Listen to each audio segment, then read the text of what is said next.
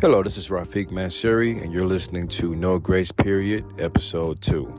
Today's date is February 11th. I'm broadcasting from Las Vegas, Nevada today, and I wanted to talk about social media. I wanted to talk about social media's ability not only to be a huge time draw, as far as the amount of time that you can potentially spend on these apps in a given sitting, but the ability of these apps to get you pulled into conversations that really are, a lot of times, they're not productive conversations.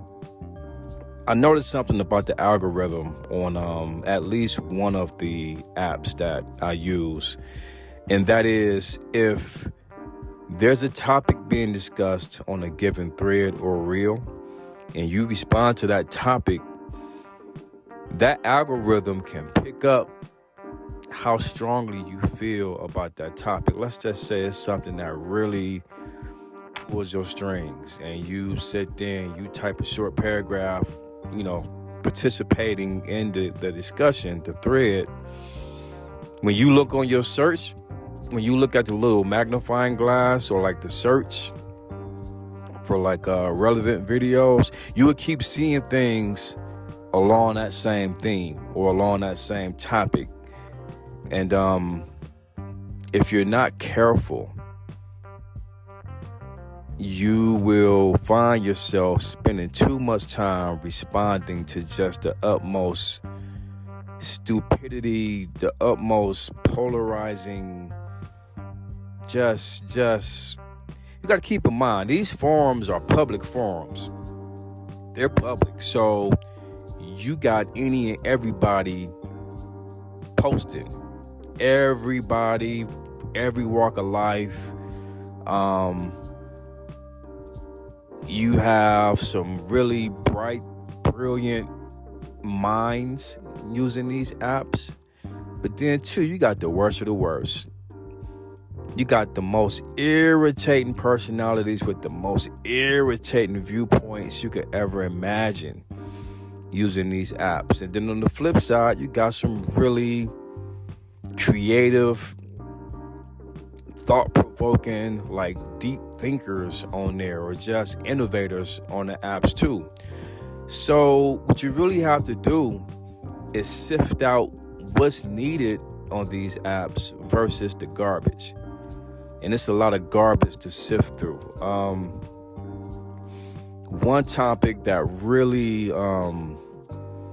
has been bothering me lately, and I have to be really cognizant of when I see these posts not to jump in and respond, is the response to they call it Passport Bro. I hate the term. I hate it. I don't know if guys, black guys that have passports kind of dub ourselves that as a collective at some point. But to me, whenever I hear it, the way it's being used, especially by black women that don't like it when they hear the stories of black guys that fly overseas to date women and they're happy, they're actually, for whatever reason, finding common ground, finding real love, or just, having a good time in a beautiful environment, beautiful scenery or whatever.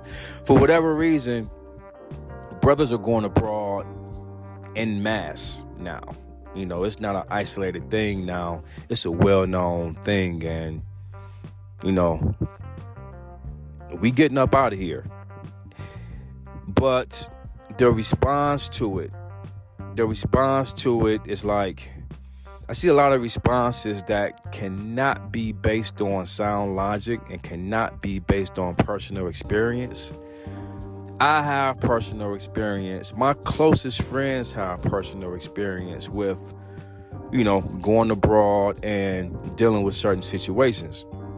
So when I see these ignorant, just hate-filled, criticism-filled responses, it pulls my strings. It draws me in. It makes me want to get on my keyboard and just type that rebuttal that'll shut down the nonsense. But for everything that you type, there's somebody out there that's not going to see things the way you see them, and they're going to type their rebuttal. And it can easily turn into a back and forth. You're getting these notifications on your phone, and you can't use the app in peace for the logical, sensible things that you find on this given app. Right? You're getting these notifications every 5 minutes, every or whatever. You overnight, next day, you log into the app. You want to see what your people doing. You might follow a couple of accounts that are really informative or, just entertaining. It's a lot of comedy and stuff on these apps too. But you get this notification, and if you click the bait, you got a nasty gram. Some feminist or some somebody that maybe couldn't get their passport. Maybe they owe back child support. Maybe they got, felonies or whatever the case may be. And for some reason, this man or woman can't get their passport, or another instance is maybe it might be a nationalist in the country that you're talking about traveling to that really don't like your kind being over there. Especially if you're dealing with the women in that country. I have seen that happen online also.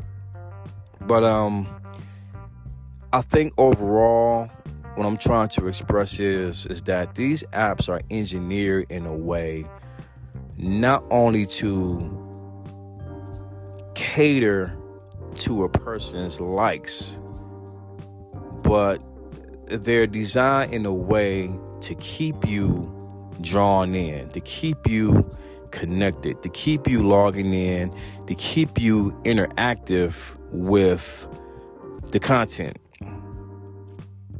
And it's content for days, 24/7, day and night stream of nonstop content.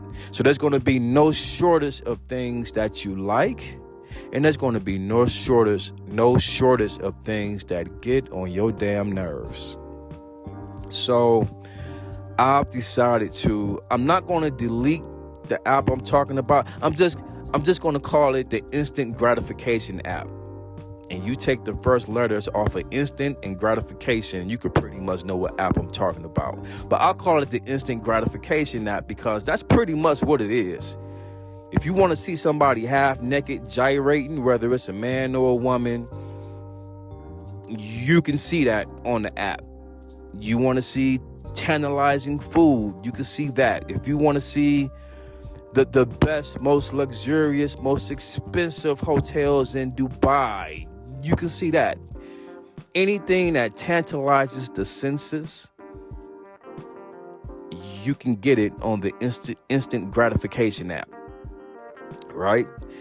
So me taking a step back and really looking at the way these things work, and then after the discussion with my good friend about it,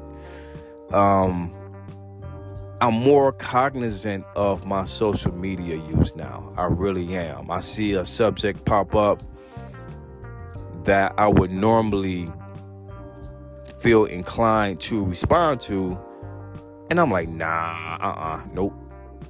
I'm not going to do it. I'm scroll past that because I know the trigger now. I know my triggers now. I know that there's certain topics that I feel strongly about. And as soon as I plug into that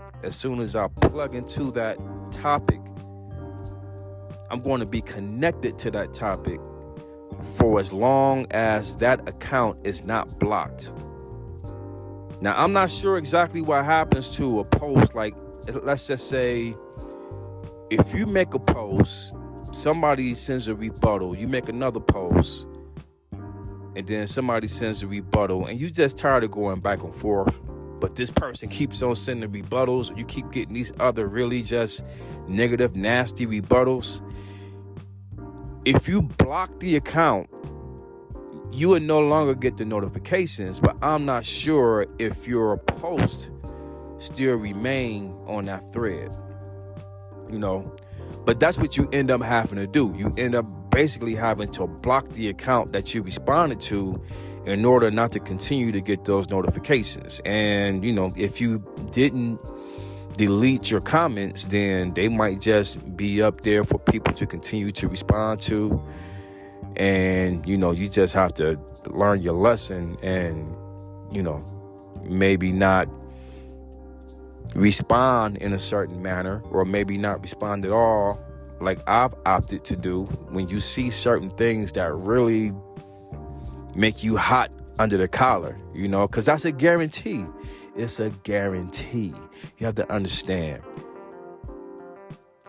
Just like the news outlets present information in a way that is manipulative of a person's thoughts and feelings, social media operates like that. It operates in the same manner. It operates in the same manner. And it's almost like you get more of it on social media. Like, the supply is endless. It's a worldwide supply of people with their own viewpoints putting content on the platform, and you have access to it. And if you happen to kind of fall into the trap of excuse me, if you fall into the trap of responding to these different views, some may be very extremist type views, some may be just uninformed, unexperienced, just ignorance in the purest sense of the word. Some people respond in that manner. I would highly recommend anybody to really monitor their social media time and just understand that it's all an experiment in human behavior. I believe it's all one big experiment in human behavior. I believe that we're being marketed to and manipulated in ways that we can see and in ways that we probably can't even see. So, with that being said, I'm going to keep things short and sweet. My name is Rafiq Mansuri. This is the second episode of the No Grace Period podcast. I appreciate your time. Thanks for listening. Have a great day.